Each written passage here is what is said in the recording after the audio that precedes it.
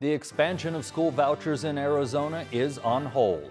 By this signature, the law is frozen until there's further determination by our office or the court. More than 100,000 referendum signatures were delivered to the Capitol to stop the law. Backers of the vouchers say the stoppage hurts kids. The majority of people who signed the petition probably didn't fully understand how the program works, how the ESA program works. Also, we look at new laws on the books in Arizona and how border communities are getting ready for NAFTA renegotiations. This is Arizona Week.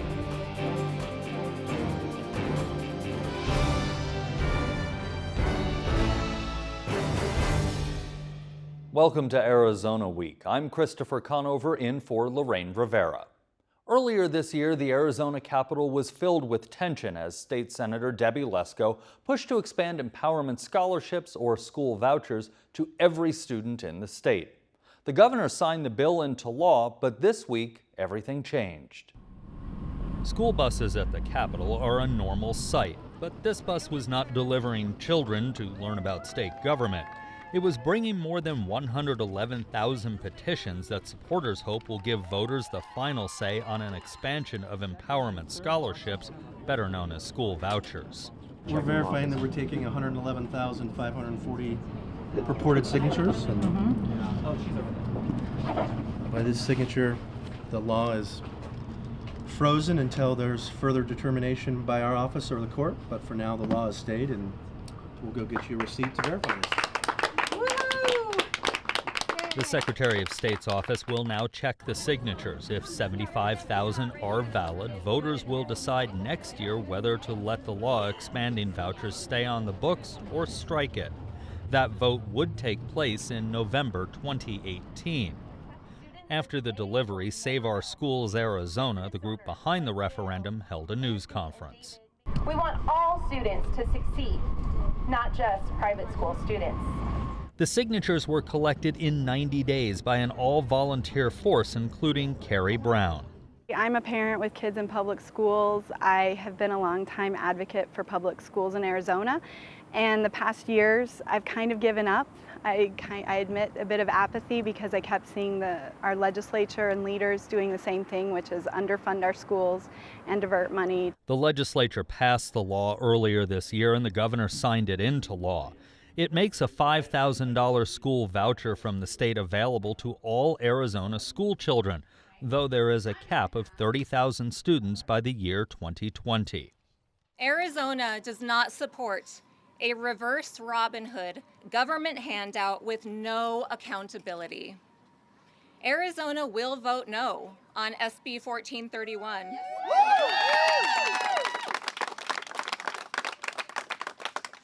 And we will send a message to our elected officials that we support public schools, we support tax dollar accountability, and we support the will of the people. Supporters of vouchers say the effort to stop their expansion does not reflect the will of Arizona voters. Honestly, what that says to me is that the majority of people who signed the petition probably didn't fully understand how the program works, how the ESA program works. She says each student is worth about $5,000 to a public school, and if the child goes to a private school, no matter who pays, the public school doesn't get the money. So that money is theirs. That should be theirs to use in whatever capacity they need to become educated in the state of Arizona. And that decision should be left up to the parent. Voucher opponents say it's not that simple. There are a lot of overhead costs like buses and administration and facilities that we would not be reimbursed for. Some parents, like Jennifer, were ready to apply for the new vouchers. She's had her daughter in private school for 2 years and was hoping for some help. I've been volunteering for already 2 years. I've had my daughter there since she was 3 years old, since preschool, and I love it there. My husband holds 2 jobs just to pay off the tuition since I had a newborn, so I couldn't really volunteer there no more for it. And my hopes in getting the ESA was for it to go through and my husband could quit one job. Private school vouchers exist in Arizona already. Children with disabilities, those whose parents are in the military, and adopted children are all eligible. But that doesn't mean they can go to any private school. They must meet the school's academic and financial requirements. During a discussion about vouchers on Arizona Week in February, we learned that does not always happen. Frankly, we've never had a family approach us with the Empowerment Scholarship, but the reality would be it would be difficult for them to put together the kind of package that we would need to have in order to meet the tuition amounts at the Gregory School. The Secretary of State's office says it will take about 2 months to check the petitions to see if enough signatures are valid. If 75,000 or more signatures are certified, the question will be on the ballot in November of next year. In the meantime, both sides in the voucher debate are now getting ready for what will be a long campaign. Mailers praising vouchers are already hitting mailboxes. Joining us now in the studio is Hank Stephenson, a longtime Capitol reporter who just moved to the Arizona Daily Star. Hank, thanks for sitting down with us. Thanks for having me on. Let's start by talking about the voucher debate. As we said, the Secretary of State's office is now checking to see if the signatures are valid. That's going to take time.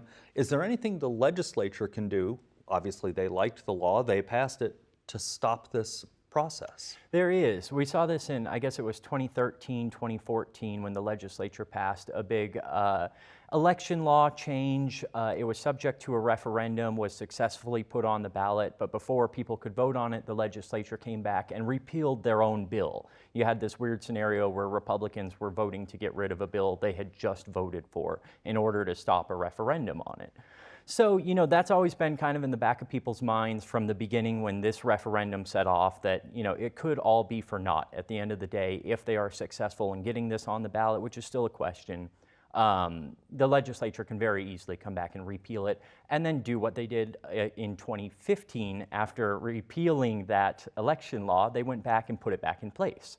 So there's a very easy end run around any referendum effort that the legislature can take, but it's still a question of whether it gets that far. You know, there's going to be a lot of lawyering going on right now as they're verifying these signatures. There's going to be people looking for any and every way to bounce these signatures, to disqualify them. That can be anything from, you know, an old address, you know, somebody has moved and not updated their voter registration, to, you know, signatures that don't look quite valid if they're not the same as the signature that you signed up to vote for. Sometimes people will have a stroke and their signature will change, or just over time their signatures will change. There's a million different reasons you can bounce these signatures. And really they need about a 65% validity rate. They've got 110,000, they need about 75,000 to be considered valid for this to go to the ballot.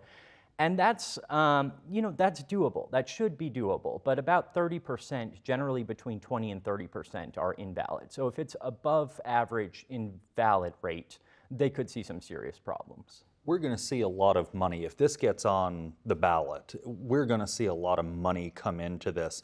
I know when I got back from Phoenix, the day that they were turning in the signatures, I opened up my mailbox and there was already a mailer praising the ESAs, the vouchers. The campaign has begun, and I got that one too. One. Yeah, I would expect that this will be, you know, alongside probably our U.S. Senate race, the big issue of next year's election, should it make it to the ballot. You know, I give it like a 50-50 chance at this point. There's a lot of ways that this referendum effort could be killed. Let's stay with new laws. This was the one new law that did not go into effect because of the ballots, but lots of other things, or the signatures, lots of other things did go into effect this week. Let's stay with schools with teacher certifications. The governor wanted this, a change to the way teachers can be certified to get in the classroom. Explain it if you can a little bit. Yeah, so as I'm sure your viewers know, we have a teacher shortage crisis in Arizona, as people call it, that frankly we can't get enough teachers here, and there's a lot of, you know, reasons for that. One is low pay, but one of the solutions that the legislature and the governor came up with is not requiring teachers to be certified necessarily. You know, the Vail School District down here has kind of gone all in on this idea of having just regular Joes teaching classes.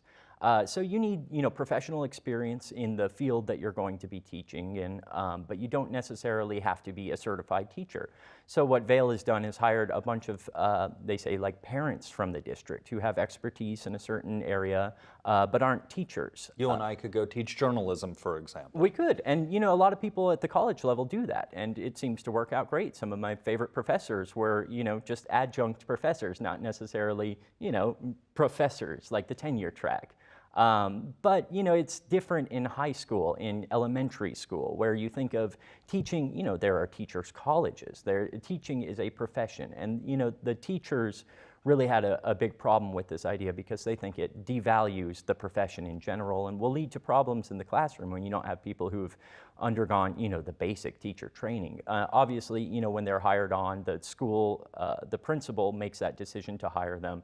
And then there's some mentoring, there's some on-the-job training, but it's not the same as going to school. So it'll be interesting to see how this new law impacts education in Arizona. I think Vail is a good one to be watching because they've hired quite a few of these teachers. You mentioned the teacher colleges. That was in the budget, the new, I believe it's called the Arizona Teacher Academy, and it's the 3 state universities working together to get more teachers in the pipeline for K-12. Yeah, there was even a proposal about having free teacher colleges in the future. That's kind of like one of those proposals where they say, we want to do this, but go figure out how to make it work. So we'll probably see more details on that at a later date. Let's stay with petitions, if you will, for a moment. We've got some changes to how signatures are gathered. The one dealing with vouchers was all volunteer. Nobody was getting paid, but we have some changes now in the law regarding paying people to gather signatures. Well, the voucher people actually did bring in some paid signature gatherers at the very final weeks there just to give them that additional kind of cushion. But yeah, they had to pay them on an hourly basis. Well, maybe they didn't because the law didn't go into effect, but from now on, they will have to pay on an hourly basis, where, the economic model for gathering signatures is a per signature basis. So, in easy times, maybe you're getting $1 a signature. When there's a real rush, a crunch, those prices jack up to $5, $10, maybe even a signature. Now you're going to have to pay people by the hour, but that only applies to initiatives. So when candidates are getting their signatures to qualify for the ballot, they can pay people whatever they want per signature still. So it's another example of the legislature, going after the citizens' initiative, referendums, things like that, but not applying the same scrutiny to their own processes. Let's talk a little bit about what some people call welfare reform, cash assistance. This was something that Democrats wanted, an extension of cash assistance to people on TANF. Republicans, there was some negotiating going on with this. Yeah, so the history on that is a couple of years ago, Arizona actually cut its TANF, temporary assistance for needy families, to be a lifetime cap of 1 year. So in your entire life, you could be on the program for 1 year. That was the strictest in the nation. Arizona caught a lot of heat. And then it come to find out that because of the way federal matching funds work and very complicated money stuff, it's actually going to cost the state money to make that change. So in this legislative session, the governor and even Republican lawmakers who had voted to cut it said, well, this doesn't make fiscal sense. If we're going to lose money, let's increase it back to a 2-year limit.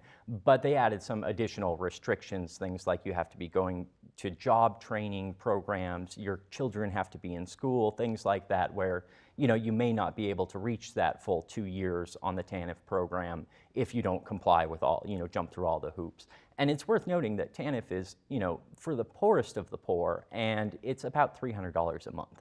So it's not this huge welfare system that people are, milking and just staying home. You can't, live on $300 a month. Also dealing with money, kind of the other end of things, RICO reform. This was a big one this year. This is something that's been pushed for a couple of years. Recently, like ALEC and kind of that conservative side got behind reforming RICO processes. So RICO is a federal acronym for civil asset forfeiture. So if you are accused of a crime, not even convicted, and it involves property, so if you're carrying marijuana in your car, the police can seize your car and never even charge you with the crime. And so now they're going to have a higher burden of proof to seize your property. Still not as high a burden of proof as you need to convict somebody of a crime, but it's a little bit more than what was there before, and there's some additional kind of reporting requirements to see where this money comes from, to see where it goes. I think it's kind of the first step in a larger reform that some conservatives are looking at and have been looking at for a couple of years. Hundreds of laws went into effect this week. We've just scratched the surface, but was there an overall theme? You've been at the Capitol for a long time, to things that were getting passed and signed this year, or was it just another non-election year? You know, it was oddly a non-election year where we dealt with a lot of election issues. I think that the Chamber of Commerce, the Arizona Chamber, and a lot of other business groups were really upset about the minimum wage hike that happened through Initiative. So Initiative was a big kind of talking point this year. We saw a lot of reforms there. That was kind of a major theme of the session, I would say. All right, well, thanks for sitting down with us, and welcome to Southern Arizona. Thanks for having me. Next week marks what many expect to be the beginning of change in the trade relationship between the United States, Mexico, and Canada. On Tuesday, the three countries will sit down to begin renegotiating the North American Free Trade Agreement, commonly known as NAFTA. The decisions that come from the negotiations could affect trade for decades. Reporter Nancy Montoya traveled to Nogales, Arizona to see what businesses there hope for and what they're worried about. Now, when we're talking about NAFTA and the impact on border communities, a 2,000-mile strip of border between the U.S. and Mexico, how is the border impacted by NAFTA? Well, the border is impacted by NAFTA because it made Mexico much stronger and it made a much bigger middle class in Mexico. Right now in D.C., they're getting ready to renegotiate NAFTA, the North American Free Trade Agreement. What is it that a message that you'd like to send out to those people who are talking about NAFTA and renegotiating trade? Is there anything they should know about this neighborhood that they don't know? I would say if anything messes up NAFTA, this town will become a ghost town. Tell me a little bit about the Bracker history right here on this street in this store. Well, my grandparents came here in 1924. We've been retailers on the border ever since. I have cousins that have been doing the same thing for as many years or more. So you know Mexico, you know the border. We have customers in Mexico and we know families, we have relationships that have gone 3 generations. So we kind of have a little bit of an insight into what's happening. Tell me about this block here. You own the Nogales Tactical, but there's other stores in here. Yeah, this is a family business. We got a few other stores, but lately we've been suffering from the impact. It's really, really slow, but we're hoping that back to school will pick up. It's actually worse than just being slow. Retail businesses along the U.S.-Mexico border are being devastated by long lines at the port of entry and the perception that the Trump administration is anti-Mexico. The good news, says Bruce Bracker, is that NAFTA has helped create a stronger Mexican middle class. So if you're a retailer, you liked having a bigger, stronger middle class in Mexico because that meant those people could come over into the United States and shop, leave those dollars and create jobs in the United States that way. It also meant that fewer people didn't have jobs in Mexico, so they weren't crossing illegally into the United States to work because they could work and find jobs at home. And the third component of it is that it just made for a much more overall a more robust economy. The broad numbers on NAFTA are huge. It's very easy to point to an agreement like that when plants are closing in the United States and saying, we're exporting our jobs, we're losing our jobs to this type of a deal. But the reality is those jobs weren't going to survive anyway because of mechanization. The Trump administration has threatened for the past several months to attach an import tax into goods coming from Mexico. Good idea, bad idea? Well, I think that idea is dead. Everybody's realized that's a no-starter. The other component that people don't really realize they get out of NAFTA is the United States is imposing a lot of the things that it wants other countries to do. How they treat labor, how you treat the environment, and how you trade. So there are a lot of other components, and this was the same thing in the Trans-Pacific Trade Partnership. It was an improvement on NAFTA. It would have been all the things that we're going to be trying to get out of a negotiation with a 2-country negotiation we had in a 19-country negotiation already established. Politicians like to make a lot of hay out of these things. The reality is there are people that were hurt with NAFTA, but there are many more people that were helped.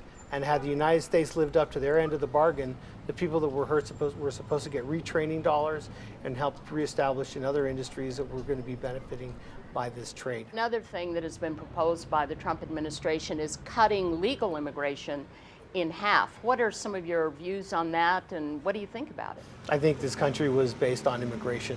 I think people who come in from the outside into our melting pot are what add the dynamic that makes America great. Merchants at the border are hoping that there will be additional provisions in a new and improved NAFTA that will allow Mexican consumers to cross more easily and faster. Ustedes vinieron desde Hermosillo para venir a las compras. ¿Y cómo es difícil en veces cruzar la frontera? Sí, hay veces que sí. Y cuando ustedes vienen aquí, gastan dinero, ¿verdad? Sí. ¿Qué es el mensaje para la gente aquí sobre ustedes de México que vienen a gastar y a dejar su dinero? ¿Qué es el mensaje? Nos deje pasar, y porque nosotros los mexicanos son los que traen la mera billetiza y son los que gastamos más, y los que viven aquí, pues tienen también, pero pues ya ellos viven aquí. And when Mexicans cannot cross the border easily to shop here, what does that do to Brackers? When your favorite store makes you wait 20, 30 minutes in the checkout line, very quickly it does not become your very favorite store. We're changing the buying habits of the Mexican nationals by not facilitating the crossings. More and more goods are being available in Mexico because Mexico is finding trade deals with other countries. And so as more and more goods become available in Mexico, there's less incentive for people to come here. People still like to travel to buy, to shop. And they feel like people in Tucson like to shop in Phoenix. People in Phoenix like to shop in LA, Vegas, and Chicago.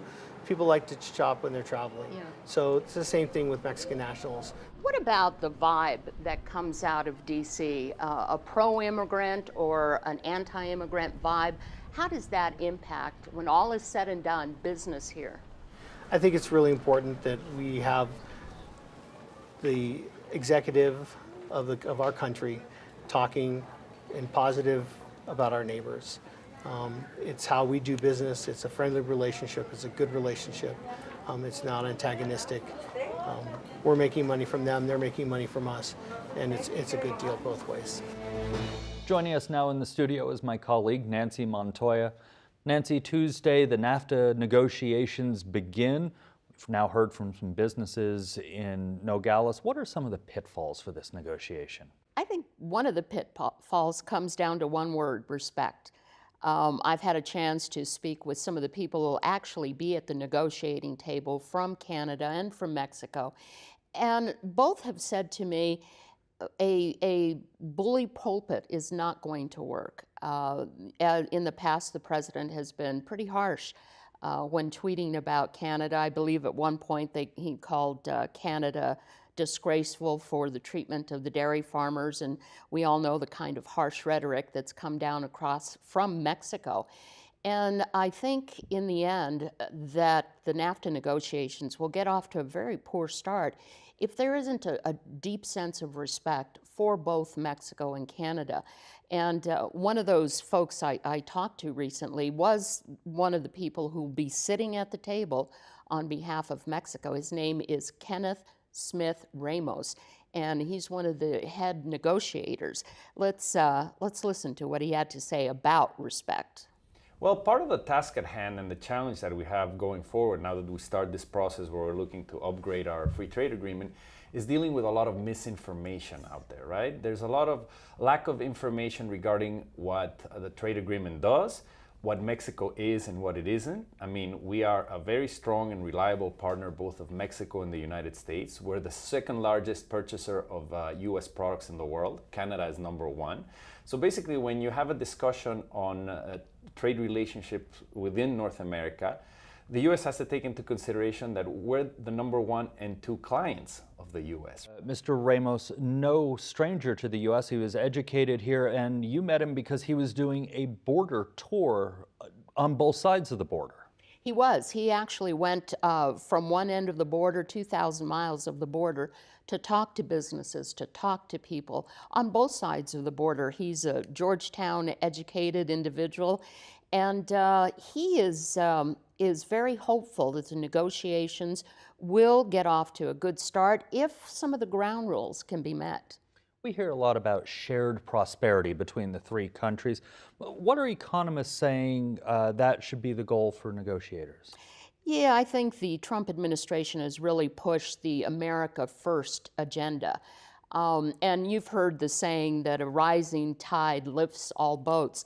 And that's what I believe the negotiators from both Mexico, the U.S., and Canada are saying, is that it needs to be a shared prosperity. If it is fair to Canada, if it is fair to Mexico, it will be good for the United States. The other thing that was not so shared prosperity was how workers were treated. NAFTA was wonderful for many of the corporations and the businesses. They benefited the most, but many of the workers, not so much. And we'll hear a lot about a growing middle class in Mexico. I assume that's something that Mexico is going to want to push through its negotiations. It is, and it has happened within the past 6 to 10 years. The middle class in Mexico is truly growing. And those are good things, because if the middle class grows in Mexico, fewer people try to cross illegally to find jobs here. If the middle class grows in Mexico, they buy more things from the United States.